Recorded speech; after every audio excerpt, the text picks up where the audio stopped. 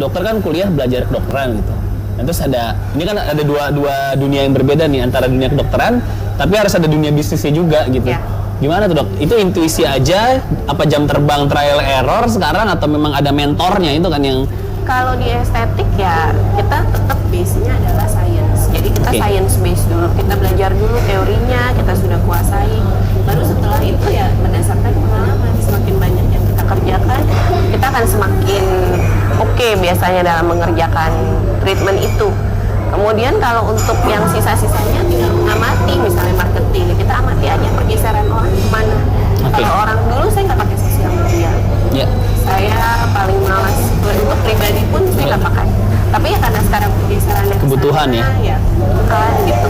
Jadi kita ikuti aja, yang penting kita tetap dalam koridor yang legal gitu. Jadi kita tanya dulu sejauh mana kita boleh berpromosi, apa saja yang boleh kita promosikan, yang penting itu.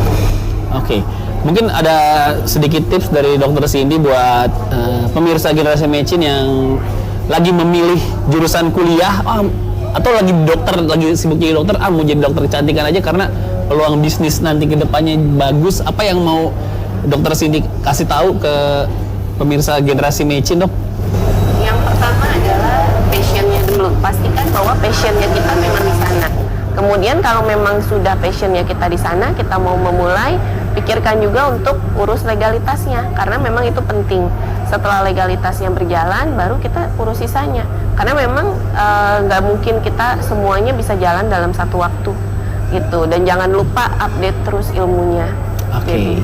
Saya sebelum nanya ke Pak Aris, dari 100% pasien dokter, cowoknya berapa persen dok sekarang? Mungkin sekitar 40 ya. 40 dok? Ya. 60-40? Wow. Kalau gitu saya nanti ke Dokter Cindy ya. Pak Aris, 2019 udah setengah jalan, kita mau masuk 2020, teknologi makin banyak, dan pemerintahan ke depan juga sudah mulai hampir terlihat lah, meskipun kabinetnya belum ketahuan gitu. Dari sisi kewirausahaan dan ekonomi, bisnis dan lain-lain, ada saran mungkin untuk pemirsa Generasi Mecin yang baru mau merintis?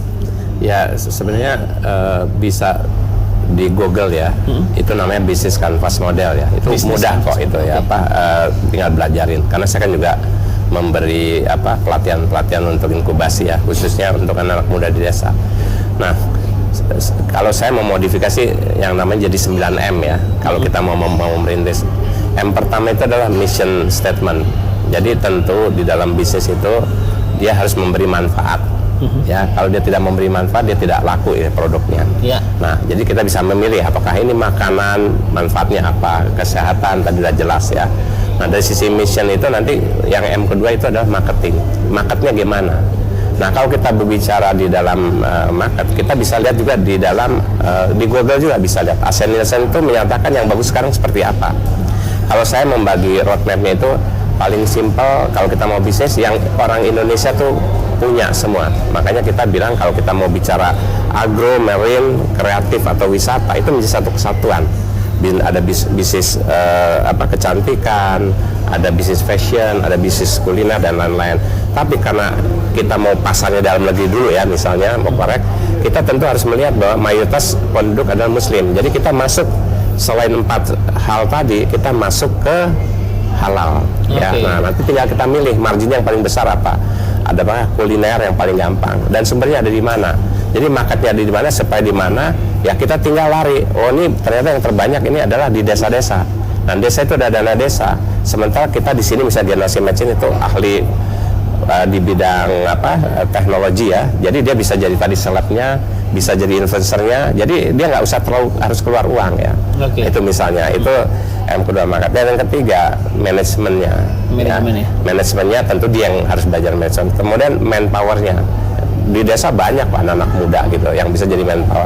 Dan kelima modal bisnisnya. Modal bisnis yang paling bagus adalah sharing ekonomi ya. Dia keahlian dia lebih banyak nanti digital. Nah kemudian M6-nya itu nanti mesinnya. Jangan salah ya, kalau kita bikin misalnya gula kelapa, makanan yang sehat, itu mesinnya itu juga cuma 100 juta. Kalau kita bikin AMDK di desa-desa itu mesin cuma 25 juta. Ya, kalau kita mau bikin VPO itu nggak sampai di 200 juta. Jadi itu semua bisa, tinggal kita mau ngolek. Nah materialnya itu tadi di desa. Nah kemudian yang paling penting kalau dia mau jadi selebgramnya itu di MIS-nya. MIS kita menyatakan adalah big datanya. Nah jadi keahlian adik-adik kita yang di kota ini kan justru di dalam hal tersebut ya, di dalam dunia digital tadi. Nah di situ lah dia biasa berkolaborasi. Kalau dia jualan kopi, kopinya dari mana? Yang terakhir ya Money 9 ya. Money itu akan datang sendiri kalau 8M-nya itu udah ada. Kalau kita mau dari sisi produksi, kita bisa ada namanya dana desa, ada namanya KUR, ada namanya dari kreatif juga memberi. Kalau kita mau nanti udah masuk bersama dengan diaspora yang di luar negeri, maka mereka rata-rata yang udah saya lakukan bantu itu dari luar negeri juga akan bayar ini dulu kok, 30%. Jadi sebenarnya segala sesuatu kalau dibuatkan peta jalannya, kanvas model 9M, ini insya Allah akan jadi terasa mudah gitu.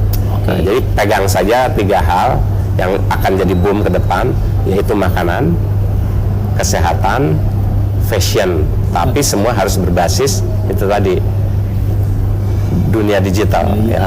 Siap, itu jadi penutup statement untuk Generasi Magician hari ini. Terima kasih Pak Aris, terima kasih Dr. Cindy. Saya boleh tambahin M yang ke-10 Pak sebelum tutup.